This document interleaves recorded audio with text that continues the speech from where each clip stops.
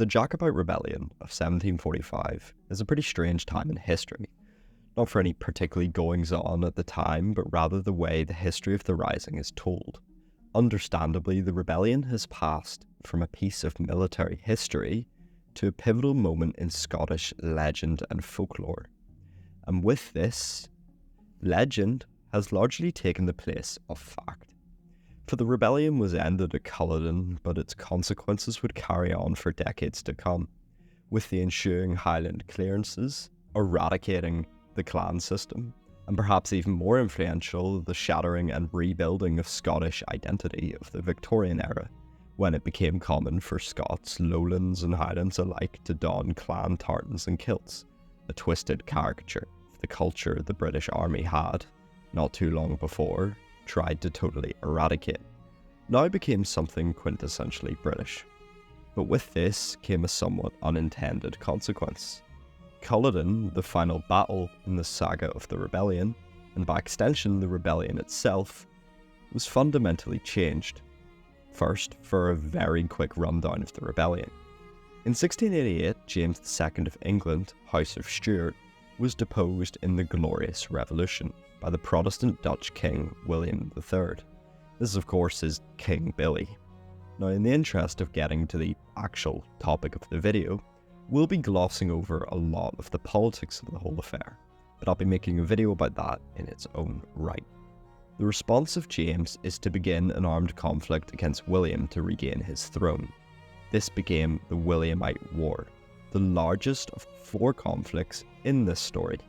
What is important to note is this conflict in particular was mostly an Irish affair. It was fought in Ireland. Much of James's army consisted of Irish Catholics. James's own ambitions were ended at the Boyne with a Williamite victory. Now, the fact this was largely an Irish war is important for later, so just hold on to that. After this, 2 more conflicts were fought, one in 1715 and one again in 1719. They were fought by James's son, the would-be James III. However, as he didn't ever hold the English throne, James Stuart will have to suffice. These were instead distinctly Scottish, with Highland clans this time supporting the rebellions, now against the Hanoverian dynasty. With a promised French invasion in 1715 and Spanish troops being unable to land in 1719, these risings respectively failed. And so we come to the final armed attempt of the House of Stuart to reclaim their throne. This time it would be led by Charles Stuart, Bonnie Prince Charlie. He would land in Scotland, rallying the Highland clans to his side in one final attempt. Initially the French had once again pledged their support, but the much anticipated southern invasion never materialised, and the Scottish theatre, meant to be merely a sideshow to the main event, became the last hope the Jacobite cause hinged on, and for a while their prospects weren't terrible.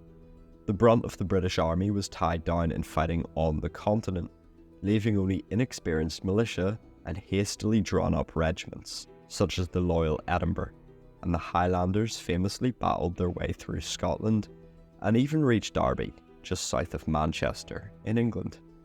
But it wasn't long before veteran units returned under Cornwallis, soon to be nicknamed the Butcher, for his acts after the Rising. The Highlanders were pushed all the way to their last stand, Culloden, an ill-suited battlefield close to the Highland town of Inverness. And please, there's going to be some of you that want to click off after this bit, but just bear with me, just don't worry. The previously hopeful Jacobites had been shot in the foot by incompetence. Sir John Macdonald, an Irishman who had previously served with the French Cavalry, was known as a reckless drunk and a downright terrible commander. Or John O'Sullivan, Quartermaster General of the Jacobites, a man who was almost totally unsuited to his role. He had an ego bigger than the army he led. He was also, importantly, Irish. Worse still was Sheridan, another Irishman, what a surprise, described genuinely as a man who with modern medicine we can only conclude suffered from Alzheimer's. In their opposition stood Murray, who was, given the chance, one of the best generals of the 18th century, but he was never given such a chance, and the brash and arrogant Bonnie Prince refused to see him after Culloden, blaming him and him alone for the defeat, no doubt influenced by the insipid lies of those damned Irishmen. I'm sure this is probably the history you've heard of Culloden. Proud Highlanders defending their lifestyle, lions led by donkeys. And if you don't know anything about Culloden, this is probably the story you'd hear anyway. But there's only one problem with this telling of events. It comes mostly from Murray himself, and an array of Scottish nobility. And I think it's safe to say nothing like this has ever happened before. A leading figure on the losing side of a war writes a book detailing how totally correct he was and how totally wrong everyone else was, and how bad his side was, but like he was actually fighting for honour and totally not what those other guys were doing. And it's not like he had anything to gain from denigrating his former compatriots. Like, right? See, Culloden has been painted as something almost completely different than it was, and not just by Murray. But we'll save him for later. Understandably, and by no means am I innocent in doing this, but England usually gets a pretty terrible rap when it comes to dealing with anything domestic. And it's a reputation well earned to be sure, but it can also somewhat cloud our judgment, because it has led Culloden to be painted somewhat as a battle between good and evil. The proud Highland clans defending their tradition and livelihoods against the domineering and brutal English, and their little henchmen, the Lowland Scots. But, of course, like everything, it's a little murkier. The Highland clans were a brutal system that realistically had no business serving well into the 18th century. The clans were feudal in nature, but it was barely functional. When the Jacobite levy was called, thousands of Scots didn't turn out in their Highland dress and basket-hilt broadswords to just fight for clan and country, but rather they did it against threat of violence. Yes, there were many who did do it out of genuine belief in the cause, but it seems just over half the Highland levy was a product of conscription. The traditional idea was that when the clan called, the men would answer. The immediate relatives and feudal inferiors of the chief would turn out, bringing their own relatives and inferiors in turn, so on and so forth, until a full fighting force was raised. However, it just didn't really work like this in many cases. A lot of men just didn't want to turn out, and in one instance of surrendered Jacobites, 65% of the men reported being forced into the army. In another, only 7% were reported as going willingly. Even worse was the incidences of men who were pressed by clans that they didn't even live under or belong to. And once again, cash is king. If a man could afford, he was allowed to pay a social inferior to go in his stead. And if a man was not behest to any clan, or his clan did not call on him, he could be forced into a more traditional regiment under Jacobite control, by his landlord. If the men of a village would not join, cattle would be killed and houses burnt until they did. The harsh reality of this must be faced. These men were pulled, often unwillingly, from homes and family to fight for a cause that was doomed without French support. A cause that wanted to place the Stuarts not in Edinburgh Castle, but in London. A cause that wanted to bring the primacy and total strength of the monarchy and thoroughly supported the divine right of kings. Not that there was much of a democracy to crush either. The British system, hailed by many as one of the first modern democracies, was an absolutely brutal affair. A tiny minority of the population had voting rights, and Parliament was always more concerned with money than their citizens.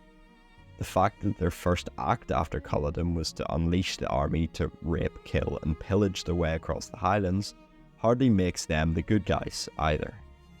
The point I try to make is, there is no beauty or heroics to play at Culloden. The shilling soldier and the conscript Highlander were both getting absolutely fucked over by their respective causes. This is all to say, in a very roundabout way, Culloden was not a uniquely Scottish battle. The Rising was not fought for Scotland alone. It exploited the Highland system to quickly raise thousands of troops for what was ultimately a folly. It pitted a very brutal system against another very brutal system, resulting in, for the most part, the absolute and total safety of many of the Jacobite leaders and the brutalisation of the Highlands. Terrible as the clans were, their fate was deserved by none. To continue this vein, we must examine the army at Culloden. I've already made mention of the fact that the army was not the band of Highlanders we think of it today. In many ways it was organised along the lines of a traditional standing army of the era.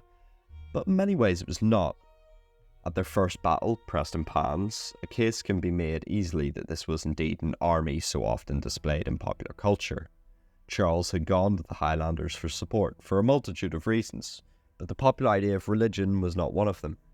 The Highlanders with him did not have a shared faith, and many clans that stood against him, because there were many, were Catholic, and many that stood with him were Protestant. The primary reason Charles approached the Highlanders was that they could raise an army at a moment's notice, and that they did. The levies of the Highlanders was indeed a memory of the medieval sort, but it was that memory and that tradition that gave Charles his army. However, the clansmen made it abundantly clear. They would rise only in support of a French invasion. That invasion never came. With him, Charles only had a handful of Irish volunteers serving the French crown. At Prestonpans, Charles only had 2,500 men with him, nearly all raised by levies, although a small glimpse of the army we will encounter at Culloden can be seen. In the month following Prestonpans, the army swelled, doubling in size. Of course, most of this was levied men, but there were a few exceptions. For example, the division of Lowland Country Foot, often used as a token of proof that this was indeed a war concerning all of Scotland. It was actually largely made up of Highlanders, and in fact 3 regiments of this division were raised from Perthshire Highlanders, although instead of being levied, they were recruited in the English sense, by recruiting parties and officers beating the drum. But it would be quite the mistake to lean too far in the other direction.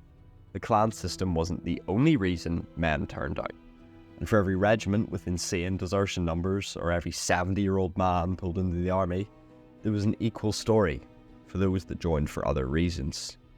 From politics and religion, like the Lowland Catholics or the Irishmen in French service, to bleak opportunism, like the British captain who turned his company over to Jacobite service in exchange for a pretty hefty promotion to colonel. The rebellion was almost universally viewed as positive, at least in its outset. The British public were happy for a breath of fresh air, so to say. Dissatisfaction carries a lot of weight, and I dare say many didn't really give 2 shits about what the Jacobites' cause was for, because the enemy of their enemy, well, that would be their friend. Many still fought for Scotland, because while Charlie didn't necessarily fight for Scotland, it would be disingenuous to say the British did either. The 1707 Act of Union binding Scotland and England was not taken very well in many corners of Scottish society, and save for one man, the aforementioned Murray, the Jacobites certainly didn't support it either. Many men joined for ideology, many more joined out of desperation, running from whatever ills awaited them back home. A common sight in Edinburgh would have been the recruiting parties, with sergeants offering 5 guineas, or £5 and 5 shillings, which amounted to roughly 8 months' pay in George's army as a signing bonus. They acted and looked much the same as their British counterparts, the only difference being the white cockades in their hats. Interestingly, a clause seems to have been offered. A man could resign from the army when he so desired, something not offered by the British, but it's unlikely that this promise was ever actually honoured. These recruiting parties even got as far as the Midlands, with the so-called Manchester Regiment springing up, and they will have dressed very much in distinction with their Highlander comrades, wearing a uniform much like their enemy. However, these regiments, Scotland and England alike, failed to draw in expected numbers, and inevitably the levies grew more brutal, even extending into the lowlands. And 2, landlords played a role. They were required, for every £100 of rented land value, to provide 1 man fully clothed and equipped. Again, it seems that Highland dress was part of the stipulations when this man was armed and clothed, which may go to show to why we do not think much of the non-clan elements of the Jacobite army. They probably didn't look all too dissimilar. To fulfill such quotas, The counties would take the landlord's money and hire mercenaries. In Banffshire, Scotland, 1/3 of the rebel forces were deemed to have been hired by the county, and thus were simply let go by government forces. It seemed to dawn on the crown that punishing soldiers of fortune was a folly. Nor either was the Jacobite army totally lacking in the cavalry or the artillery department. Warfare in the mid-18th century was something much very alike the combined arms we know today, but instead of planes, tanks and men, it was men, horses and shot. Traditionally, it is seen the Jacobites excelled in the men department, but in the other two, they were woefully underprepared.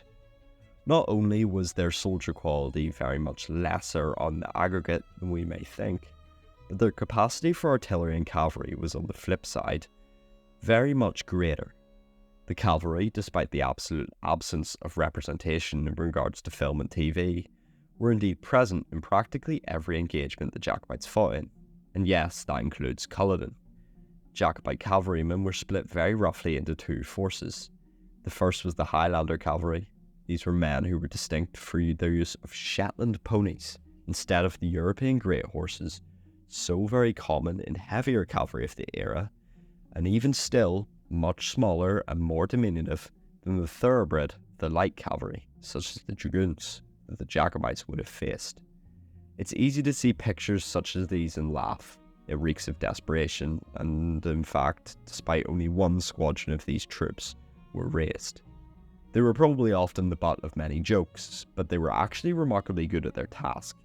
They were often well suited to the Scottish Highland terrain and remarkable scouting troops. But keep that last bit in mind, we'll come back to it.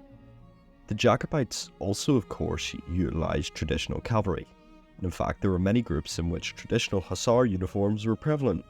And indeed, the Jacobites even had their own lifeguard regiment, aping the uniform of their British counterparts. In this, we see the rebellion had a much more cosmopolitan army than traditionally thought. Of course, the Jacobite cavalry could never really stand up against their counterparts in a traditional role, but for the role we would now know as one occupied by light cavalry, picketing, scouting and skirmishing, they were surprisingly effective. Indeed, the Jacobite artillery was lacklustre at Culloden, but not as much as we may think. 22 artillery pieces were captured by Cumberland. The assortment of calibers within the guns has led to the perception that indeed the Jacobites were not at all equipped, using the wrong size shot or having shot that didn't fit their cannons, but in fact most of these cannon were simply just captured. The rebel artillery had only deployed 11 pieces, all 3-pounders. The Jacobite army was meant to be fully outfitted in Highland attire, but this was not the case.